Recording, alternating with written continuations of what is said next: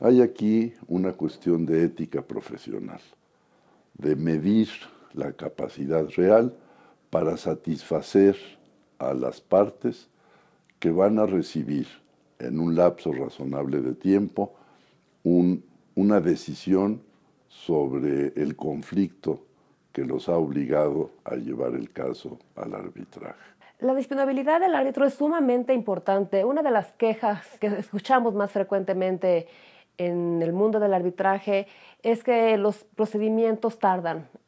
bastante tiempo. Ese es uno de los principales reproches que se le han hecho en los últimos años al arbitraje. Y cuando se ha analizado el tema, se ha visto que en parte es porque hay árbitros que tienen una carga de trabajo muy importante. Entonces, si escogemos un árbitro que sabemos de antemano tiene una agenda sumamente llena, sumamente complicada, pues a lo mejor estamos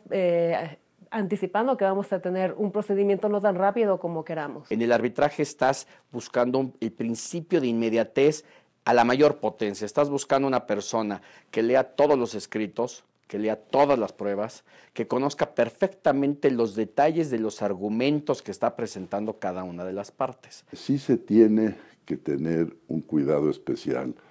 en asegurar que en la lista de los árbitros que están siendo considerados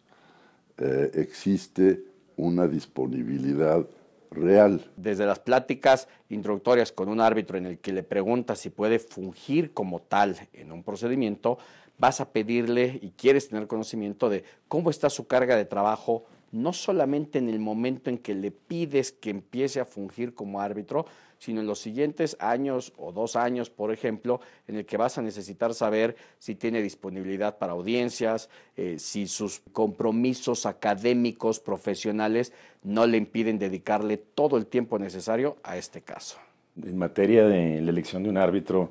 la disponibilidad de la persona que vas a elegir es primordial, puesto que si bien uno de los beneficios del arbitraje es que los árbitros tienen muchos menos casos que un juez y tienen el tiempo de dedicarle lo que sea necesario para este caso, para su caso, la realidad es que hay muchos árbitros que están muy ocupados y no hay peor cosa que un árbitro que no tenga el tiempo, que su calendario, su agenda no te permita calendarizar un procedimiento eficiente y expedito. Y lo peor es que un árbitro no disponible también tiende a no saber o no estar al tanto de los detalles del caso.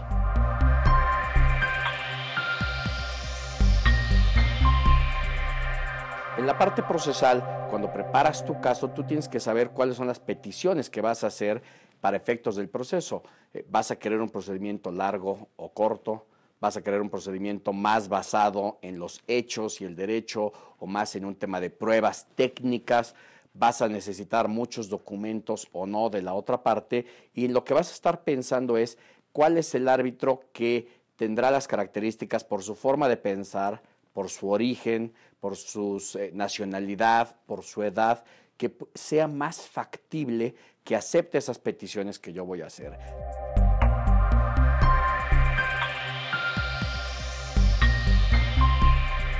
Yo creo que una cualidad esencial de un árbitro, sine qua non, es que el árbitro tiene que ser imparcial e independiente. La independencia es un tema objetivo, la imparcialidad es un tema muy subjetivo, que es muy difícil medir, pero principalmente un árbitro que no es imparcial, un árbitro que no es independiente, no debe ser árbitro. No debe ser que el árbitro, por el solo hecho de que una de las partes lo designó como árbitro, se sienta en la obligación de defender los intereses de esa parte que lo designó.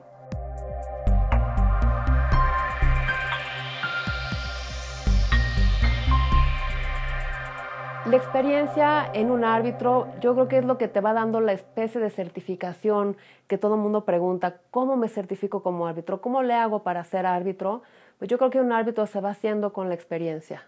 Nada le da a un árbitro ese sentido de las cosas, ese oficio, que estar en la trinchera, estar conduciendo audiencias, recibiendo escritos, redactando laudos. Entonces, la experiencia va formando a un árbitro. Entonces voy a buscar un árbitro que tenga la suficiente experiencia,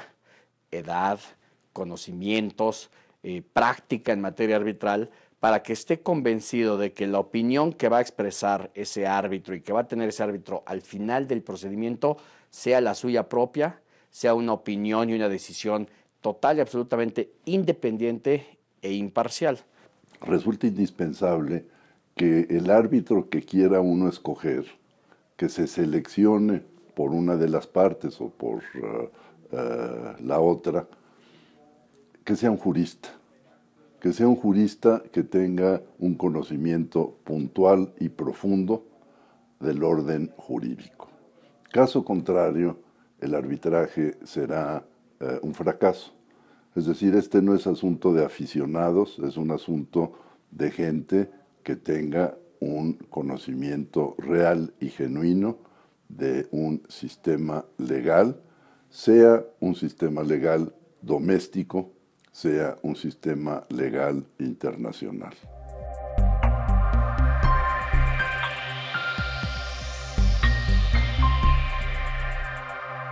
Un buen árbitro tiene que ser un buen jurista que conozca de derecho sustantivo, de derecho procesal, y aún si no conoce el derecho sustantivo, tener la capacidad como jurista de adentrarse a la rama de derecho que se tenga que aplicar y hacer su trabajo eficientemente. E igualmente, cuando se trata de temas que no son propiamente jurídicos, es posible inundarse del tema, conocerlo, estudiarlo y, cuando sea necesario, apoyarse en peritos. Normalmente las partes ofrecen pruebas periciales para apoyar a los árbitros con temas técnicos, e incluso los árbitros tienen la posibilidad de nombrar a un perito del tribunal arbitral para que los apoye. Pero creo que un árbitro con su experiencia, con su sentido común, puede llegar a tener un muy buen conocimiento y poder solucionar una controversia de temas que no son propiamente jurídicos. En el arbitraje, en el mayor número de los casos, no hay perito tercero. Y esto significa un ejercicio, implica un ejercicio enormemente complicado, pero de mucha utilidad para los abogados y las partes y para los árbitros, porque obliga a todos a estudiar a profundidad cuáles son las posiciones, los argumentos, las opiniones de los dos peritos para saber cuál de esos peritos es el que tiene razón en cada uno de los puntos que está sosteniendo. De nuevo, sin ese perito tercero, lo que deben de hacer los árbitros en las audiencias, y esto puede tomar 1 hora o 10 horas, es entrevistar, interrogar, examinar a esos peritos para saber qué está opinando y entender perfectamente cuál es la posición de cada uno y llegar al convencimiento de cuáles son los puntos en los cuales cada uno de los peritos tiene razón y cuáles son aquellos en los que no tiene razón.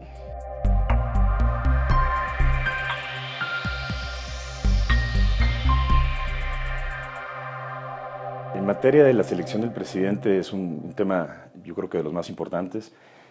sobre todo porque quien va a presidir el tribunal es quien va a dirigir el proceso. Y aquí es muy importante que tengamos, que se cuente con un árbitro que tenga experiencia previa en el manejo no solo de un arbitraje tradicional A contra B, sino árbitros que tengan experiencia en manejar abogados litigiosos, partes litigiosas,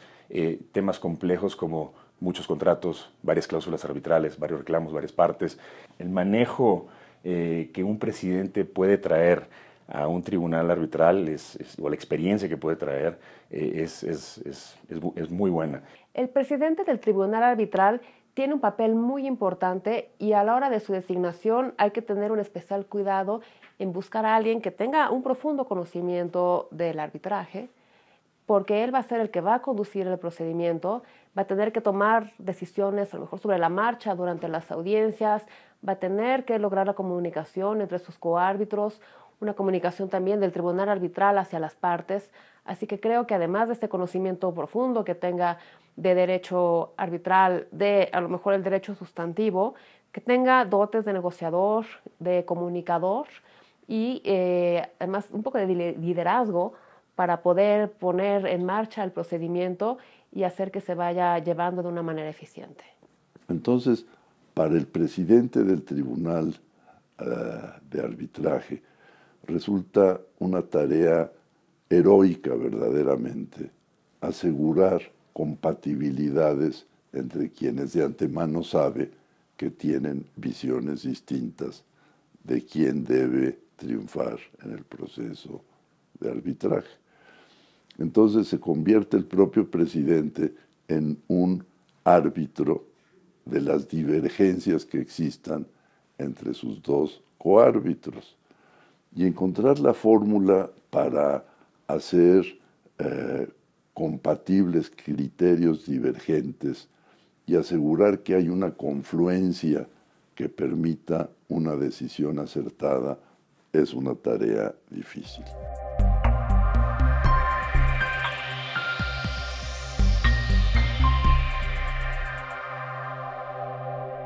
Esa es la clave del arbitraje, saber que te estás saliendo de un sistema aleatorio de juzgados y que quien va a resolver la disputa es quien tú y tu cliente designaron. Si quienes tú y tu cliente designen es una persona en la que le tienes confianza por su edad, por su honestidad, por su imparcialidad, por sus conocimientos, eso indirectamente acarrea que cuando la decisión final se emita, si es desfavorable para tu cliente, que él esté mayormente convencido de la bondad de esa decisión. No va a estar totalmente contento, obviamente, pero va a saber que esa decisión, aunque contraria a sus intereses, es una decisión emitida por alguien a quien se le tenía confianza, respeto, admiración incluso. Que sea un profesional, que sea un agente que tenga todas las cualidades que se reclaman para ser árbitro, pero que todo eso tenga el aprecio, el reconocimiento de la comunidad de árbitros, para que de esta suerte la parte correspondiente que esté en el proceso de seleccionar a un árbitro tenga la seguridad de que ese árbitro será el que tenga la mayor estatura, la mayor competencia, el mayor reconocimiento.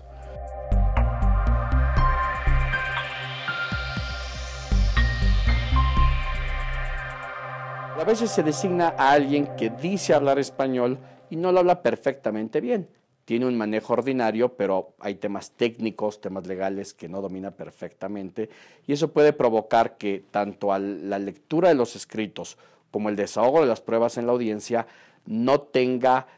absorba y no tenga los conocimientos necesarios para poder entender perfectamente lo que se está discutiendo.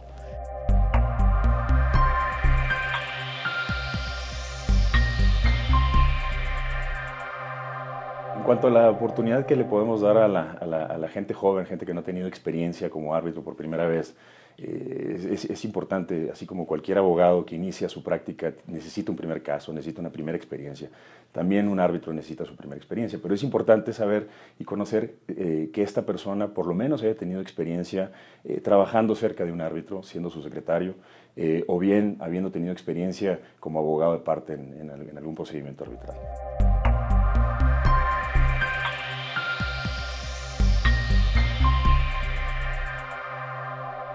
Al final del día,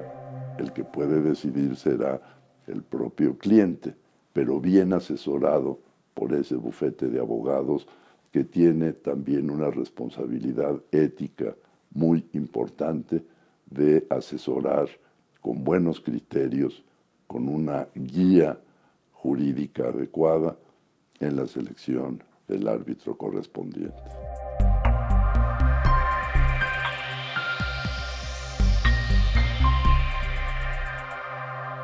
Como presidente del Tribunal Arbitral, yo esperaría que mis coárbitros participaran muy activamente durante el procedimiento. Es cierto que el presidente del Tribunal Arbitral tiene una labor